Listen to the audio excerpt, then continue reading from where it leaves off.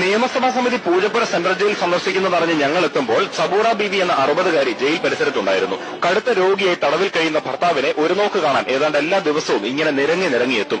2 കാലിന് പാതി പോലും വളർച്ചയില്ല, മക്കളില്ല, സഹായിക്കാൻ ബന്ധുക്കളുമില്ല. അതുകൊണ്ട് മറ്റൊന്നിനും കഴിയില്ലെങ്കിലും ഇവിടെ വരെ ഒന്ന് വന്ന് വിവരം തിരക്കിയില്ലെങ്കിൽ സമാധാനമുണ്ടാവില്ലെന്ന് പറഞ്ഞു സബൂറ ബീവി. പതിവില്ലാത്ത ആളും ബഹളവും കണ്ട് തിരക്കിയപ്പോൾ MLA-മാരുടെ വരവാണെന്ന് ഞങ്ങൾ പറഞ്ഞു കൊടുത്തു. നല്ലവരാണെന്നും ദുരിതം കേട്ടാൽ മനസ്സിലാകുമെന്നും മറ്റു ചില സന്ദർശകരും പറഞ്ഞത് കേട്ട് വെറും മണ്ണിൽ കുത്തിയിരുന്നു ഈ വൃദ്ധ. ഒടുവിൽ മാധ്യമങ്ങളെ കണ്ട ശേഷം MLA-മാർ ഇറങ്ങുന്നു. പിന്നെ കണ്ട കാഴ്ച ഹൃദയഭേദകമായിരുന്നു.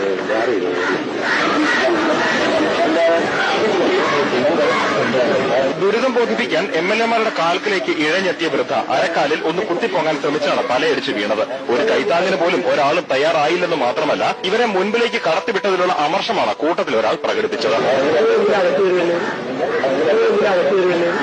തീരെ പരിഗണിച്ചില്ലെന്ന് പറയാൻ പറ്റില്ല. ഇങ്ങനെ വിവരം തിരക്കി പകച്ചു നിന്ന് ജയിൽ ജീവനക്കാരോട്. ജയിൽ മേധാവിയടക്കം ഉന്നതരുടെ സാന്നിധ്യത്തിലുണ്ടായ സംഭവം സുരക്ഷാ വീഴ്ചയാകുമോ എന്നുവരെ പേടിച്ചുപോയ അവരാകട്ടെ ഇടുക്കത്തിൽ സബൂറ ബീവിയെ നീക്കം ചെയ്യാനുള്ള ശ്രമത്തിലായിരുന്നു. ഇതിനിടയിൽ അവർ പറഞ്ഞുകൊടുത്തത് കേട്ട് ബോധിച്ച് ജനപ്രതിനിധികൾ മടങ്ങി, ഈ വൃദ്ധയ്ക്ക് ഒന്നുപോലെ ചെവി കൊടുക്കാതെ.